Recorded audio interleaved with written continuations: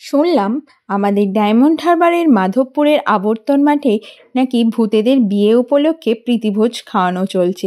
তাই দেরি না করে আমি আর সৌভিক দুজনে মিলে সেই প্রীতিভোজের অনুষ্ঠানে যোগ দিতে সোজা গিয়ে হাজির হলাম রাসমেলায়।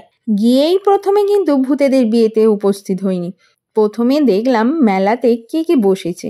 হরেক রকম চড়ার জিনিস যেমন রয়েছে তেমন রয়েছে রকমারি দোকান, আর রয়েছে খাবারের দোকান। কোনটা ছেড়ে কোনটা খাবো সেটা ভাবতে ভাবতেই সোজা চলে গেলাম রাস উপলক্ষে শ্রীকৃষ্ণ ও রাধিকার রাসলীলা যেখানে সাজিয়েছে সেখানে গিয়ে দেখি দুজন কাপল একে অপরের ছবি তুলছে। ওটা দেখে চলে এলাম এদিক পানি, যেখানে হরেক রকম মূর্তি তৈরি করে তার সাথে কিছু ক্যাপশন দিয়ে সমাজের এখনকার জিনিস ও তখনকার জিনিসগুলো ফুটিয়ে তোলা হয়েছে।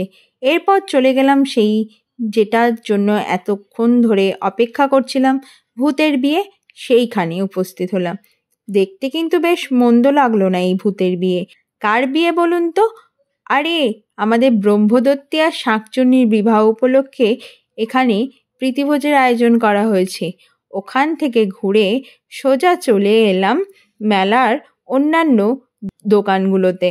শুধু যে কেনার জিনিস তা কিন্তু নয়, সঙ্গে বাচ্চাদের চড়ার জিনিসও কিন্তু রয়েছে। এছাড়া মেলা কদিন ওখানে অনুষ্ঠানও হবে। মেলা শুরু হয়েছে 1 ডিসেম্বর থেকে, শেষ হবে 17 ডিসেম্বর।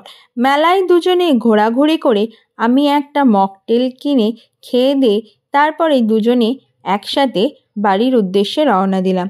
কেমন লাগলো আমাদের এই ভিডিওটা অবশ্যই জানিও। ও শুধু মকটেল খাইনি, সঙ্গে চাউমিন কিনেছি, সেটার ভিডিও ক্লিপ নেওয়া হয়নি। মেলায় গিয়েছি আর জিলিপি কিনবো না সেটাও হয় না, সেটাও নিয়েছি, সেটারও নেওয়া হয়নি, তার জন্য সরি।